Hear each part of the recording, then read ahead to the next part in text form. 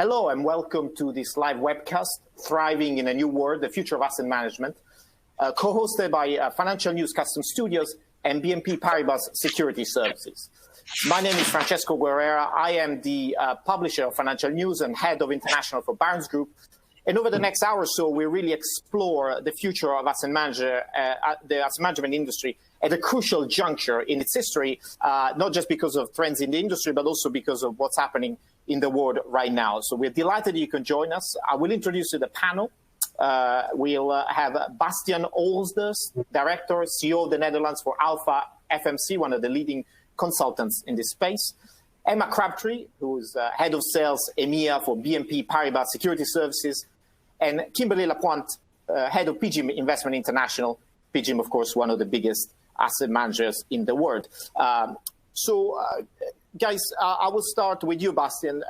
Give us a sense of what's on the client's mind when they look to the future, specifically on the revenue side and on the cost side, if you don't mind. Give us a sense of what's happening. Yeah, exactly. Thank you, Francesco. So it's the cost-income ratio, which is increasingly on the agenda in the boardroom. Now, the revenue side is pretty easy to measure. Everybody knows what the revenue side of a certain product line is. It's the cost side that is more difficult to understand.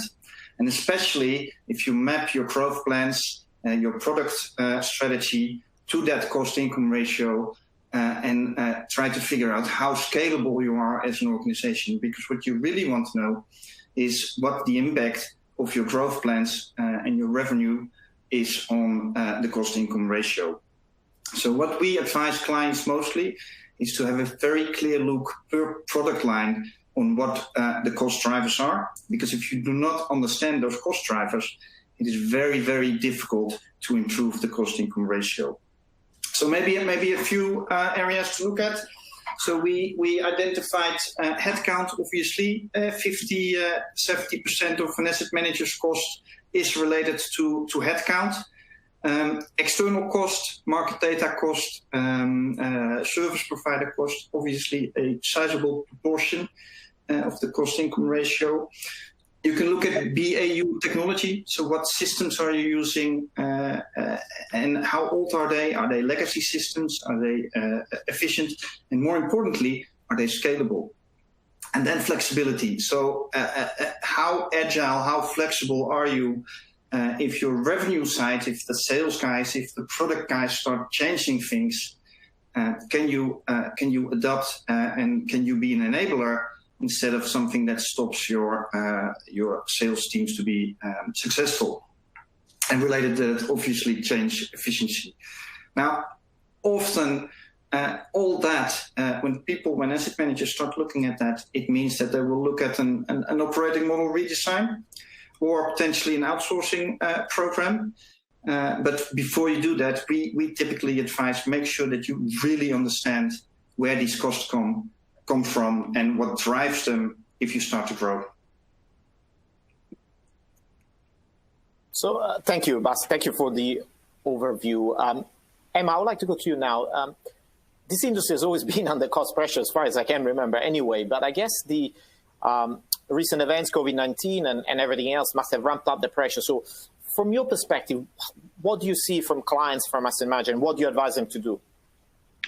Yeah, thanks, Francesco. So I think it's a very challenging time. And as Bastiaan reflected upon, clearly asset managers are looking at their operating architecture and really looking at, the future. And I guess, if you reflect on obviously the rise of passives, low cost ETFs, cost was already a challenge before we went to COVID-19. And when March hit us, obviously that sort of brought an even bigger force around the cost focus because there was huge volatility in the market, which obviously added another dimension. If we all look at how we earn our money, whether we're an asset manager or a security services provider, we're very basis point driven. And just to give you a little stat, net redemptions globally for mutual funds in March 2020 was 640 billion of net redemptions, right? And 75% of those came from bond funds, which, as we know, are particularly challenging from a return standpoint and from a cost standpoint.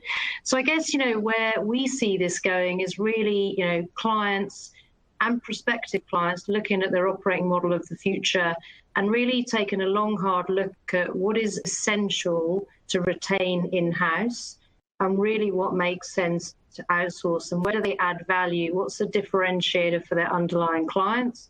And I guess a big focus that we've seen in the last 3 to 6 months, and in particular during the COVID crisis, is things like outsourced dealing execution. And if you look at outsourced dealing with volatility and you look at the size of some managers' desks, volatility and volumes of around 6 to 7 times the normal volumes, an organization coping with that huge increase with a set infrastructure is very challenging. And I think Bastian's point, headcount, obviously one point, but can systems cope with such swings in volume sensitivity? So for me, really now, a lot of the conversations with clients and prospects is all around what can I do differently? What do I need? Where can I maybe partner with someone to bring my costs down? Maybe where can I co-create with someone to develop some of the needs of the future? It's interesting, this concept of co-creation, which sounds a little different from than the relationship of the past. So I think we'll deal with that in a second, the new type of partnership that are being forged in this time. But Kimberly, coming to you as the asset manager on the panel, you must be dealing and grappling with these issues all the time. Has there been an even more renewed focus on your core competencies because of the times we're in? Thank you, Francesco, and thank you for the other panelists. I'm excited to be here today. But that's a really great question, Francesco. And when we think about our business, right, PGIM is one of the 10th largest asset managers in the globe, and that is our core competency. That is our profession, right? We are hired to deliver alpha in line with client objectives to our clients. And that is a very people-intensive commitment, particularly because we're active managers. So interesting to hear Bastian's comment earlier about the industry in general, where they see 50% of their costs are in people. What we would say is having the right people is critical to us delivering on our value proposition around being a world-class asset manager. So not only do we make those investments in people, we also have to service those assets from a client lens, right? And through the lens of working with our clients, we have a very heavy people-focused model with large global client servicing and sales teams serving and working directly with our clients in order to make sure that we are aligning the solutions that we can provide them with their objectives and in a way that can deliver this consistently over time. So that's really at the heart of how we think about our value add as an asset manager. However, when we look to how we help to service and deliver those assets, we often partner very closely with our clients. And I agree with your statement, and maybe we can explore this a little bit later. I think it used to be more of a vendor relationship, but I think as the industry is migrating and as we're moving more towards solutions as to just product providers, that is more of a co-creation and a true partnership. And we look to work with partners that can complement our expertise. If we bring investment expertise and client service expertise to the tables, we need to look to bring partners that can deliver best-in-class service around asset servicing. Maybe it's around fund accounting. Maybe it's around document preparation. It's regulatory reporting. But this has to be at the core of their operating model and where they also are able to deliver excellence. And ultimately, it's the marriage between what we leverage and work with partners with in conjunction with us as a core asset manager will lead to what we believe a superior client service and managing for better results for our clients. Quick follow-up on that. So are you actually saying that by partnering, you can deliver better value? So you're not losing any value by taking things out of the house, so to speak? Again, I think that's a great question. I think it depends, right? And that's a really important part. When we think about our model, what is critical that we remain in-house? And that typically is around investment expertise. And then when we look to hire partners, it's how can they either service better a particular function, whether it's regulatory reporting, client reporting, Or how can they potentially enhance something that we might already be doing in a way where maybe they can help provide us better data analytics or some other higher form of risk controls to help us monitor. And it really is meant to be a complement, not just looking at it as a cost saving. Interesting. And this will bring us seamlessly into the next part of the conversation. But before I do that, I want to remind the attendees that they have the opportunity to ask questions directly to our panelists. So please make use of the Q&A function. I will see the questions that come in and put them to the panelists, either when we talk about a specific topic or towards the end. We love the questions from the audience, so please feel free to ask. Let's go back to Bastian for a second, because I think this point about the operating model redesign and outsourcing and scalability is very important. What's your experience by talking to so many different asset managers? I mean, what are the guiding principles there?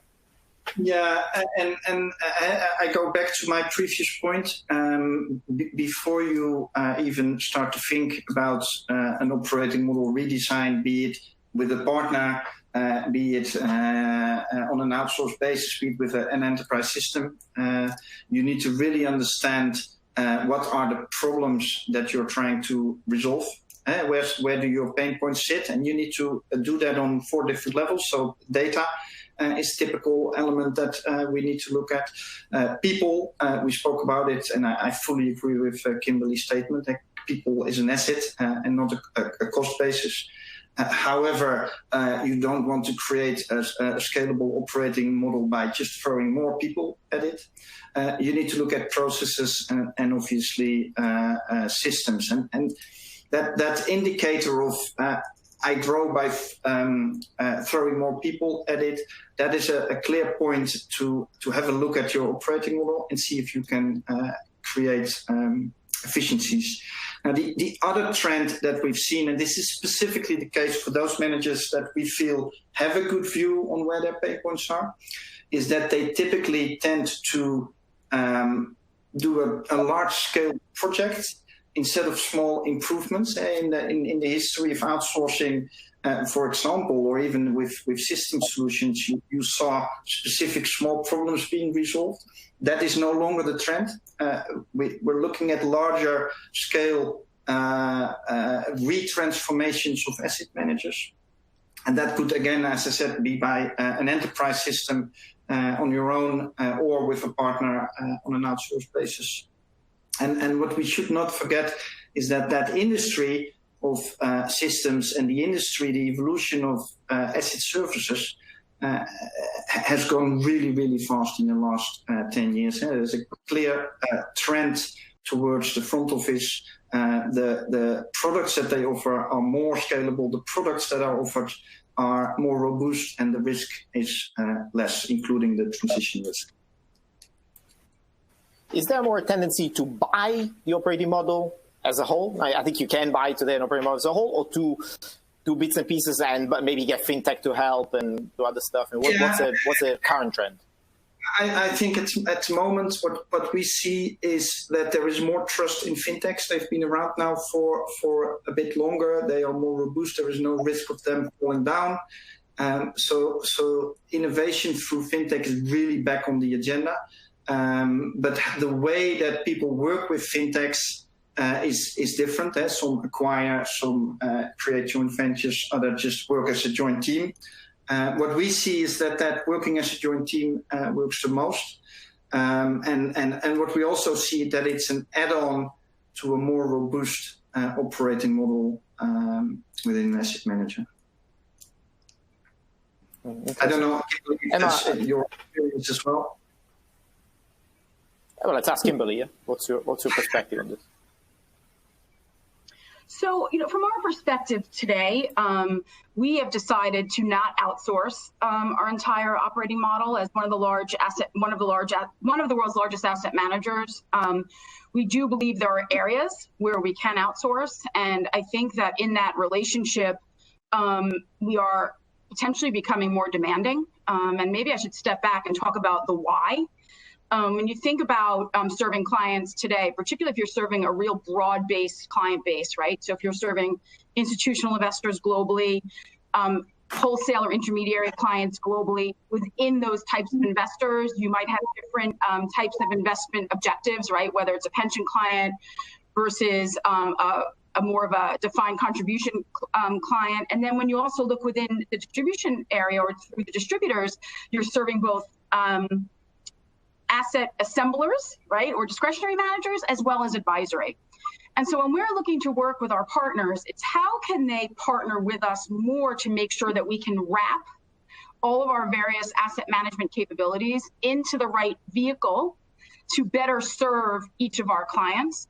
And that might be a vehicle itself, whether it's a UCITS, whether it's an ICAV, you know, there's any number of, whether it's a 40 Act mutual fund, a CIT, and then taking into account within that, all of these various clients, you need to have different share classes with different currencies. There's different jurisdictions for which we need to register all of our products. And it's really in that regard that we're working with different service providers to help us deliver and package our asset management, as opposed to necessarily outsourcing all of the middle and back office, so to speak. And what we're finding more and more is, as we're partnering more closely with our clients, the partnership with our servicers are equally becoming more of a partnership, because we're creating more custom type solutions or different types of outcomes for clients, and our ability to partner with our various vendors or solutions providers to help us package and administer vehicles that can meet these objectives becomes critical. So for us, you know, we have not gone sort of the one outsource provider, given the mass client base that we serve, both in breadth, depth, and jurisdiction. And the fact that we tend to like to look at core competencies, right? Getting tax advice from tax consultants, operational advice from folks that are in that space. You know, we have chosen to build in a more bespoke area, not dissimilar to how we're serving our clients. Makes sense, makes complete sense. Emma, given what both Bastian and Kimberly are saying, I mean, does it even make sense to talk about outsourcing anymore? Or do we need to revisit the concept and the concept of alliances and partnership?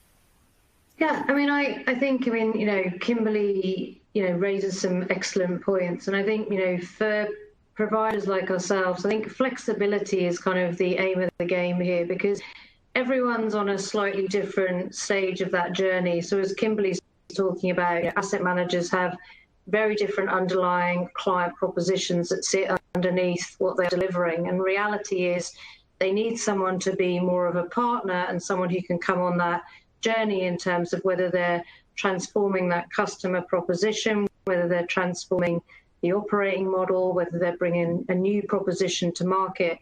And I think, you know, to Bastian's point earlier, you know, organizations like ourselves are now very much working hand in hand with fintechs to bring those propositions to clients, you know, much more efficient and agile way. The key here is for us as a provider to make sure that with those underlying clients, we're really partnering with them based on where they are in that journey. And some are more advanced, some have very different propositions they're bringing to market, and really about us taking time to understand where are the crucial pain points and where can we really add value to transform that business model quicker than perhaps they could do themselves, because we've made a lot of investment. And of course, what we have the beauty of is a multi-client environment. So we get to see, you know, hundreds of different clients. And I guess the other point is Kimberly's clients as well are our clients, because we have a big institutional client base. And so if you look at an asset manager's client base, you'll have in our client base big sovereigns, big official institutions, large insurance relationships, big pension fund relationships. So really, we're getting asked directly as well for the asset manager's client base for some of those propositions. What better way for an asset manager to grow, to leverage some of the investment we're making in bringing those propositions to market? But, you know, my key point here is it's not one size fits all. It does depend on where the asset manager is in its journey and the comfort around how much they are willing and able to outsource, because some people are right at the end of the spectrum and are going on the journey. And, you know, you've got to bring an organization with you as you go through a business transformation. If I could just add a quick point to that. Yes, Kimberly. Oh, I just wanted to make a point, right? So going back to, when we think about as us as an asset manager and believing that is our core expertise, the example that Emma gave around partnering with certain providers, whether it be BNP or others, right, that have that broad perspective around asset servicing and maybe even, within the confines of confidentiality, but being able to draw on the best practices that they're seeing from some of our competitors or in how they're looking to service some of our shared clients. That is where I think partnership is continuing to evolve, right? That is moving from a vendor-provider relationship to that of a true partnership. And I really view that as, just like we are charged with bringing to our clients sort of the best thinking from some of the best investment minds, our ability to partners that their core expertise is to keep their operating model, right, up or ahead of industry standard to help add value to us on the asset management side. That's when a partnership, in my mind, really comes together. And I think we're starting to see the industry move more in that direction than we ever have. And I know, particularly in my role through our funds business, this is very critical. I agree, and I'd like to add something to that because I personally have struggled with the word partnership because I've seen many relationships that started off in the sales phase as a partnership, ending into a client delivery relationship. I think the key is proactiveness. Kimberly, you said they need to be ahead of us in terms of the evolution of the operating model, but also proactively offer that and proactively help clients in changes before clients even think about that change. I think that is the key nature of a partnership. Yeah, and if I can, Francesco, just to finish off on that, because I do think, it's hugely incumbent on both institutions, the asset manager and obviously providers like ourselves to, keep that relationship very close to ensure it happens. Because as Bastian says, the partnership concept is a well-worn word.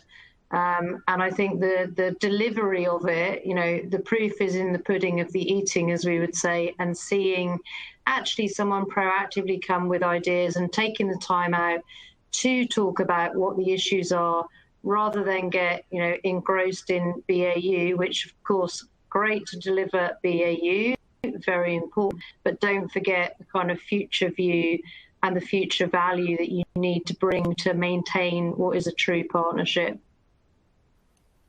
So we had a question from the audience on this, which I think is very pertinent, and I think it's for the whole panel.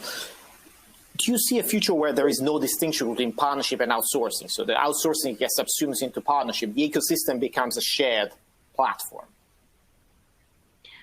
I'm happy to have a go first and then pass to Kimberly or Bastian. So I think for me, absolutely. I think it should be, because when we look at the relationship that, we look to have with our clients, ultimately we should be an extension of their business. We are so close. When you think about with some clients, we're doing everything from execution, all the way through to supplying the customer reporting, the end customer reporting. We absolutely are an integral part of the business. And when we talk to, our service teams and we talk to our client delivery teams, they talk about the clients they serve.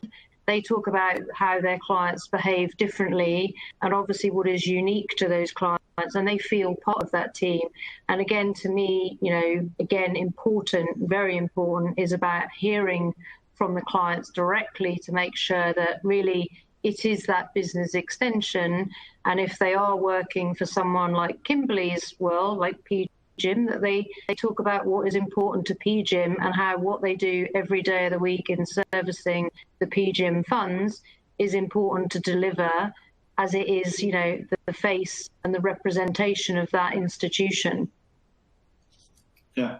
And if I might add to that, I take a more technology-driven approach, if you will. So if you look at the evolution of the outsourcing in about 10 years ago, you could either buy a system or you could outsource something. That has now evolved into a more hybrid model where you can combine the two. There are lots of partnerships, and I'm sure Emma will try and talk about that a bit further, but there are others as well. And you can see that operating model of an asset manager is becoming more hybrid. Things will be more and are already in the cloud. That is serviced by someone else. Then there is an asset servicer involved. There will be a few fintechs involved here and there. So in the end, it will be very much a shared platform, like the question alluded to. Yeah, and if I could just add, go ahead, Bastian. No, that was if you then add the evolution where the principle of what is my core service and core competence is also changing. 15 years ago, dealing was definitely a core competence which made you competitive. I think that view is changing very slowly, but it is changing. And that will bring another dynamic to that same shared platform. Sorry, Kimberly. No, and I guess so to bring a lens of when we think about the client experience, right? So the end client at the end of the day is experiencing all of these services and this operating model. More and more, it needs to be seamless, right? So in a lot of ways, it may not be that we're formally operating as partners, but the clients do not necessarily have a tolerance for what's under the hood, right? They're looking for us to deliver a seamless client experience across the value chain. And that's everything from delivering on our investment objectives, providing them insights to help them think about how to better manage their business, providing them the information and the data that they need to manage their business, or for an intermediary to better inform and manage their end clients who they're managing on behalf of. And then also, anything that goes on within our operating infrastructure, whether it's client onboarding, whether it's deliver a prospectus, all of those requirements have to be flawless, whether we're doing them and performing them ourselves as the asset manager, or we're relying on one of our partners, because at the end of the day, we're all serving that client, and it's part of that client's journey and experience.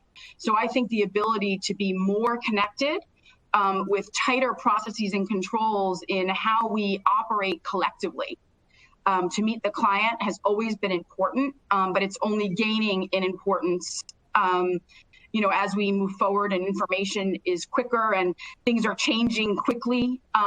It's not about who delivers what, it's about us collectively delivering on our promise or our objective to the clients that we serve. And therefore, as PGIM, we are reliant on very tight relationships and partnership with the service providers that we work with. Makes sense. We have a question on this as well. Is a question from the audience. The question is, how can you move to collaboration and partnership with other actors at the time of enhanced regulatory focus on management and oversight of third-party outsourcing provider? Would not this be always a barrier to the full shared platform? Who wants to take that? I'm happy to start, and again, if Kimberly wants to add, I think, let's be clear, regulatory responsibility, in terms of the level and the expectations is obviously, considerably increased, during the last, 8 to 10 years off the back of a number of, situations in the market. And the reality is there is a huge reliance on people like ourselves to basically be able to support the significant regulatory demands. Now, the reality is clearly when the regulator looks at both, the asset managers and obviously us as the security services providers, basically, we have, responsibilities and levels of responsibilities where we're directly responsible, right, to the regulator. In some instances, that's the asset manager, and in other instances where we as the provider are directly responsible. But clearly, yes, there is a line, but fundamentally, if we are running a service proposition, we are incumbent on delivering the level where that enables our clients to meet the regulatory requirements and sit in front of the regulator and tick that regulatory box for that respective service. So yes, of course, there's lines of delineation as far as the regulator is concerned. But basically, if we are holding all the data to enable that regulatory action to be performed, it's incumbent on us to deliver that. Yeah, and I think you've said that very well, Emma, right? And so through the asset manager, if that is a responsibility that we have delegated or outsourced to a provider, it is on us to do our due diligence and ensure that we have done proper due diligence to ensure that we've hired the appropriate partner. And then ensuring that we've got the right oversight dashboards in place, right, to ensure that they are and we are jointly delivering on the regulatory requirements. And I agree, I don't know that this is ever a formal, fully outsourced model, right?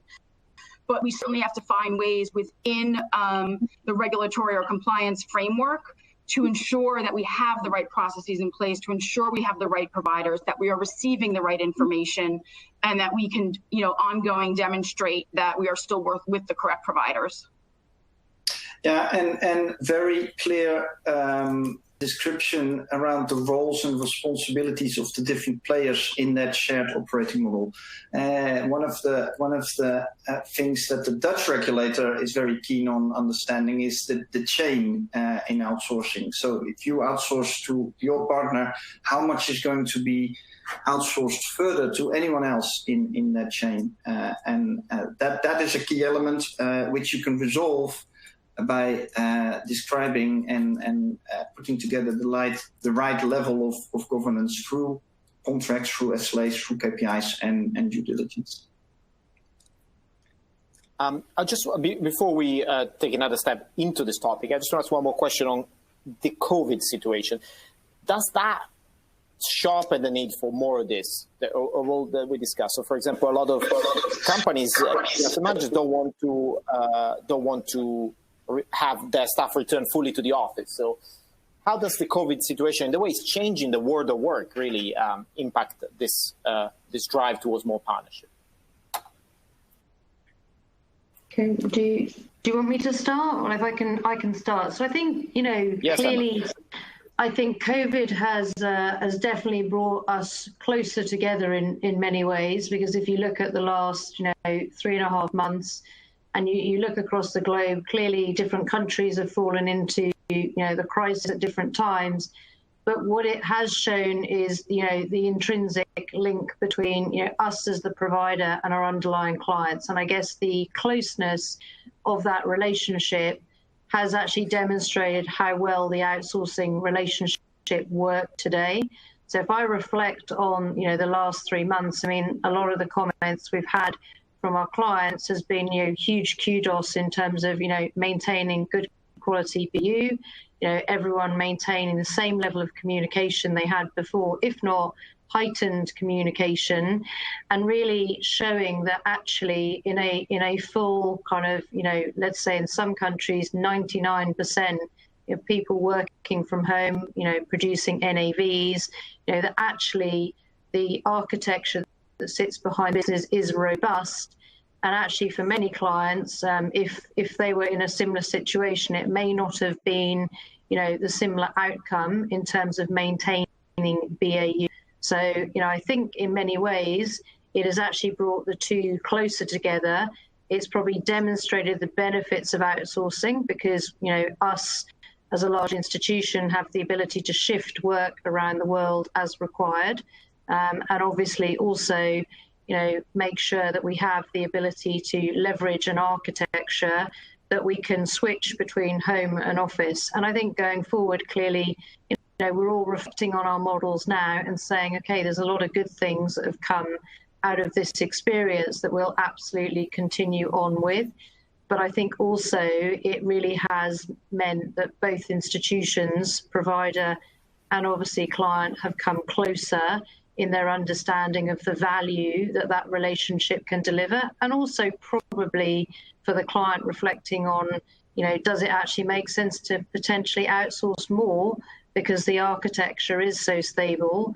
And I kind of point to outsource dealing as being one of the ones where I think, some clients for sure have struggled with the volumes, with the architecture and the headcount that they have in those current roles. Kimberly, since you are in your beautiful home office, you can tell us more about this. Thank you. So yes, I think that COVID accelerated a lot of themes. One of the things that we've all been talking about, right, is this idea of flexible work arrangements, and does it really work in asset management or asset servicing? I think that you look at a lot of other industries that have potentially embraced this in a much more in a quicker fashion, right, and really embraced technology and flexible working. And I think we've been one of the industries that have been, maybe it's been the perception of being tied to market hours, collaboration, et cetera. So I do think that in a lot of ways, COVID has tested that theory on how critical it is that all or most functions come into an actual working office. What I think it's also done is tested a lot of BCP plans, both for us, which we are fully, we're like 99% working remotely, a few critical functions in the office, and all went very well. It's also tested the BCP plans of many of our outsourced providers that we work with. And yeah, it does lead us to think about what is the future of work and what does this look like going forward? And we don't have the answers to that yet. My sense would be that we don't go back to how it was, but I also think that, at least through my lens, the hardest part is the BAU, from my perspective, and operating and overseeing the UCITS fund platform is working fine, right? We're delivering, we are meeting the demands of our clients, right? What we're losing a little bit is the collaboration, that in-office collaboration and team spirit. So some of those cultural that make PGIM and other places a great place to work, but then also some of those things that you almost didn't think of because it's hard to force collaboration. It's that informal collaboration. It's funny, I'll share this insight because I participated in a panel last week with 3 senior research gatekeepers. I hate that term gatekeepers, but fund selector types from various parts of Europe. And there was a consistent theme around COVID and what that meant to them. First and foremost, they shared that there was value of getting back to the office, that although they love having the efficiency to meet with portfolio managers and do due diligence via Zoom and other remote type systems, they miss the before and after chat. They say some of the greatest value that they get is the before and after chat. And it's not how is your family? Yes, that's helpful. But it's also around what they're seeing at other clients, what they're hearing is going on in other markets. And I just think that's the piece that I don't know how that ever changes. So I do think that COVID's been really an interesting lesson for us to learn what is possible.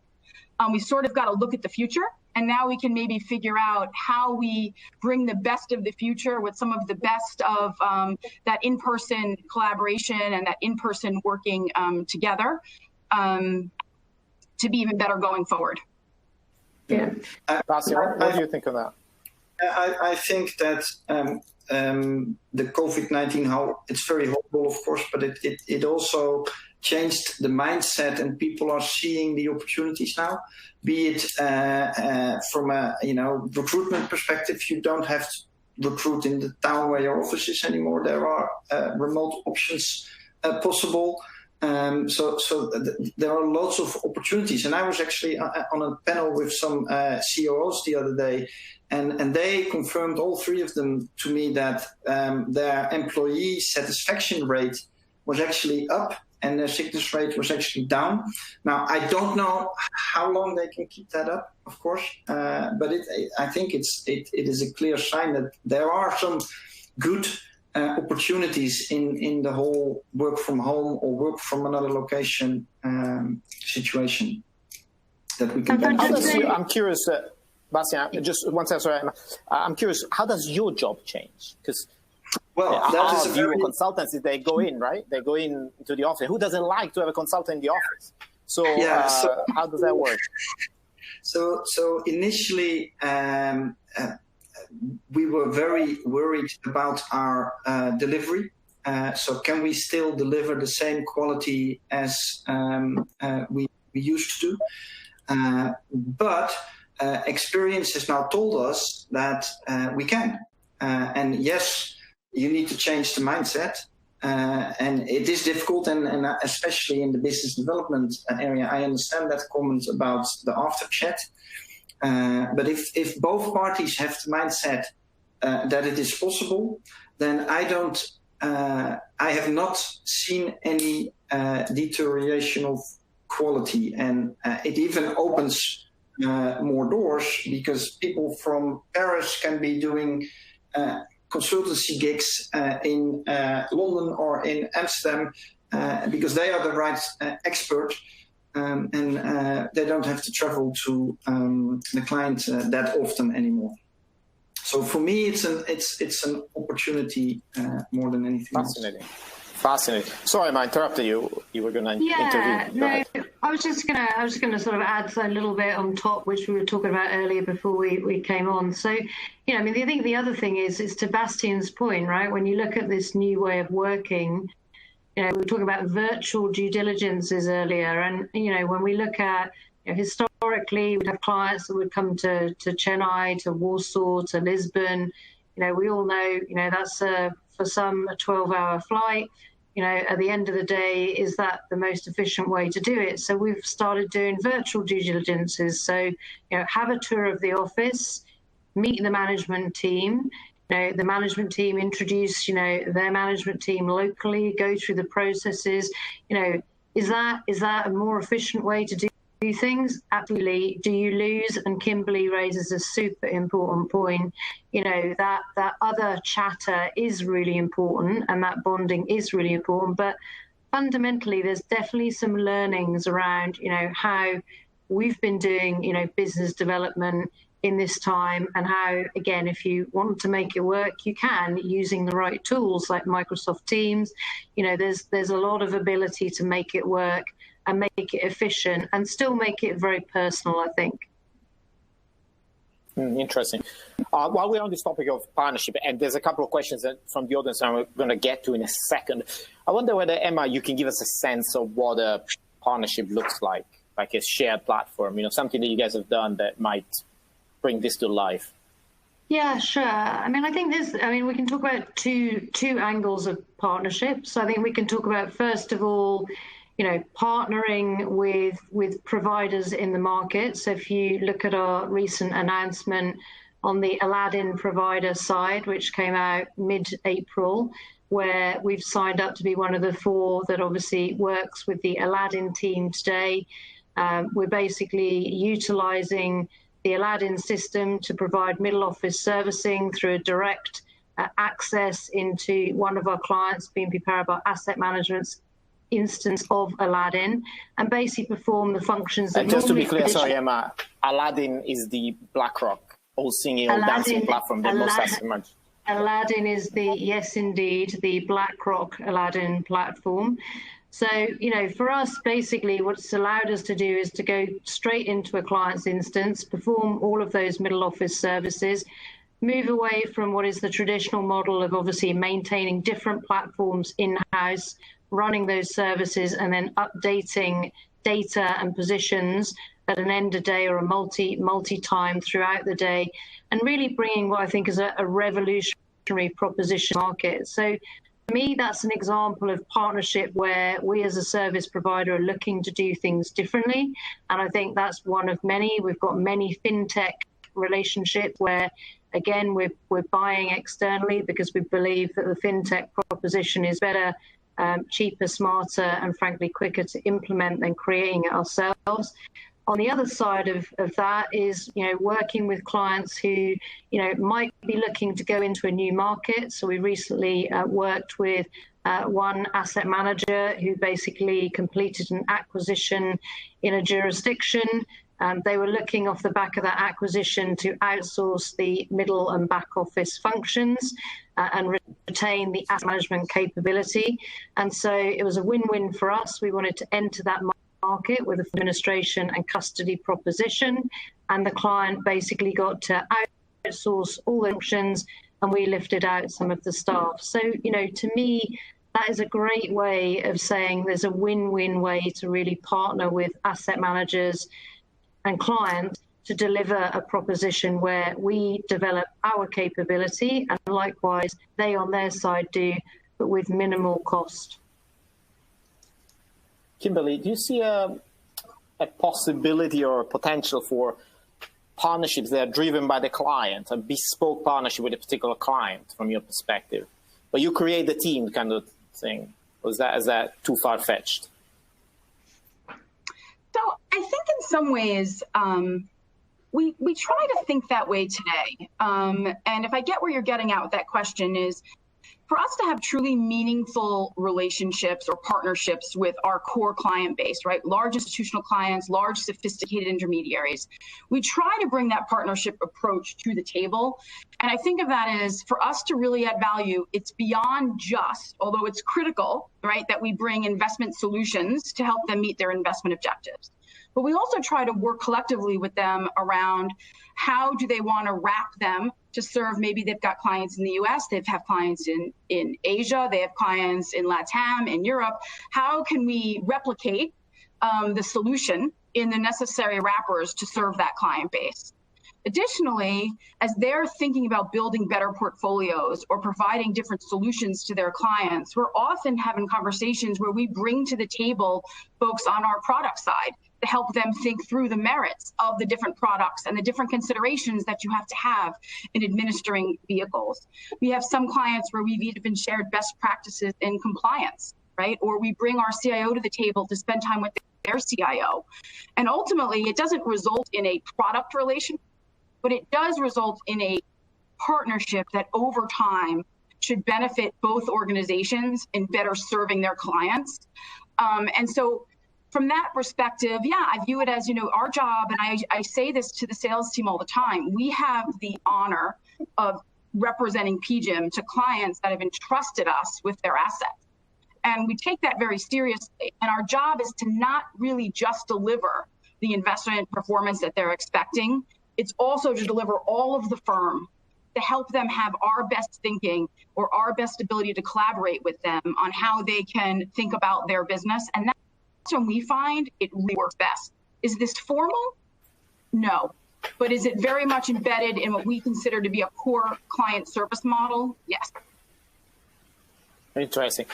Bastian, can I ask you about fintech? Because Emma mentioned fintech. How would you characterize the relation between the incumbent and fintech? It's kind of love-hate sometimes. So what's the status at the moment? Love-hate, maybe not, but the fintech and the innovation through fintech is clearly back on the table. What we've seen as consultants is that especially in the decision-making process and getting data in the right form, fintechs are being used. And the other area is specifically in the reporting space. So my vision is that having a fintech added on to your operating model is very important, only valuable if you have your data strategy in order. Because they will need your data or they will feed into your data environment.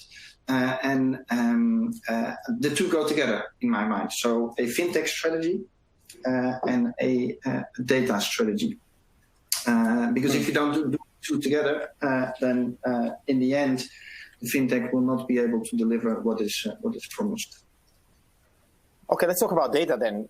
That's always a difficult conversation for this industry, right, Emma? Because it's a bit behind the others. Do you think that there is a need now? COVID perhaps is accelerating this. There was a question about this from the audience. Is there a need for more technological innovation? Where is it going to go with regards to data, do you think, Emma?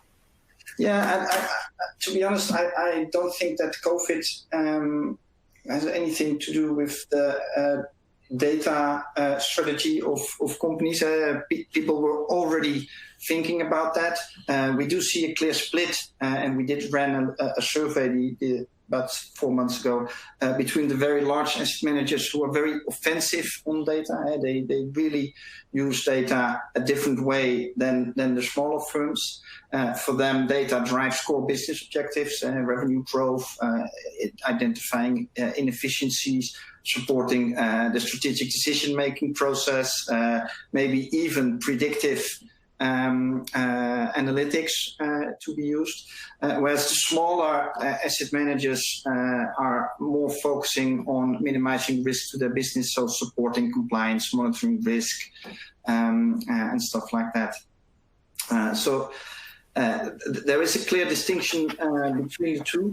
But in any case, the financial industry as a whole is behind other industries in terms of data, and asset management is even behind other financial services elements like insurance or banking.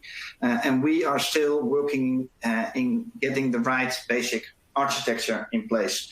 And from our survey, we know that most firms are working on that infrastructure, data warehouse, data lake. 80% claim to have technology in the cloud. Yet only half of those firms have a real top-down strategy on data visualization, for example, or an enterprise-wide data model.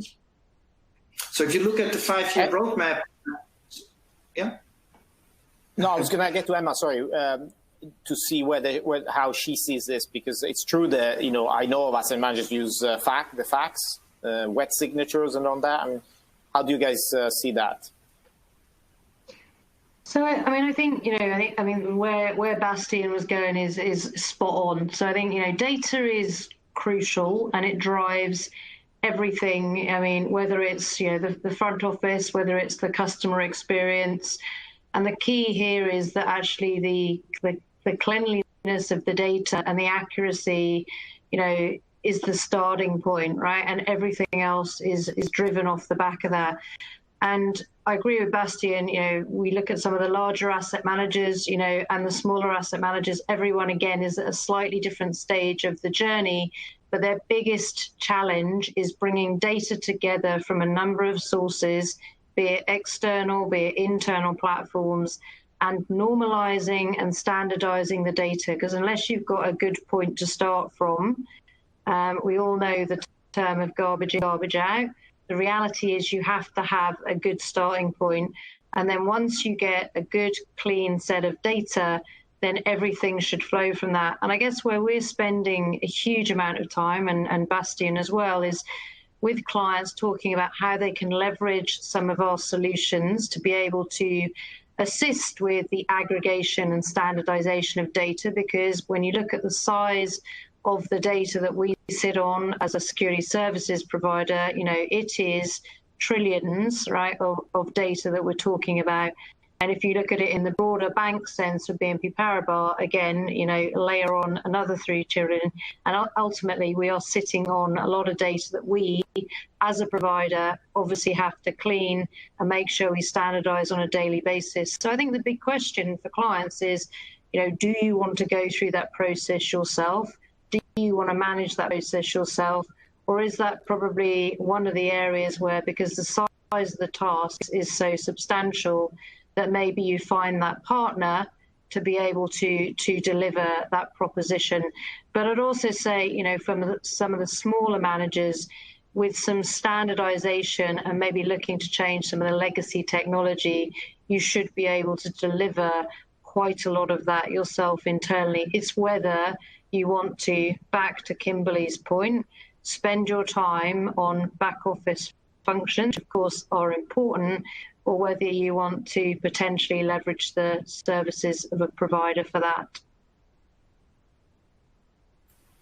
Kimberly, can data be a differentiator for a big asset manager, or are we all assuming that it's all the same and you should differentiate on other things? So I think data can be a differentiator for an asset manager, and I echo everything that both Emma and Bastian have said, so I won't repeat that, other than garbage in, garbage out, right? I think we have to get to a starting place where we have very clean and consistent data, even if it's coming from various sources, so that it is through the same sort of cleansing system, so that it all speaks the same language. But I do think, particularly from a client servicing perspective, if we can continue to evolve our data to be very targeted around how we can serve up, let's say, our website experience based on the user, as we think about how we distribute some of our market insights and portfolio updates, using data to ensure that we're only delivering the most relevant information to clients and prospects, as opposed to being one of 50 or 60 quote unquote spam emails, because they're not receiving what's relevant to what their, what their interests lie or their asset class expertise. And I think the industry is starting down this journey. I can tell you that we are. We're spending a lot of time migrating from what I would call a distribution model that was driven by sales to a distribution and service model that is a collective effort between marketing, sales, and service. But data is critical for us to be able to deliver on that. We can really only utilize marketing and service in a way to be additive to the sales and servicing process if we have the underlying data of our clients accurate.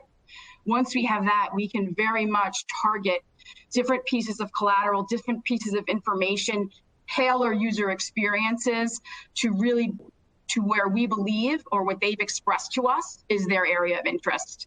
And we're just going down that journey now, and I think it can be a real differentiator for those that get it right. Fascinating. We got about 3 minutes left, and I wanted to leave time for what I think is an excellent question from the audience.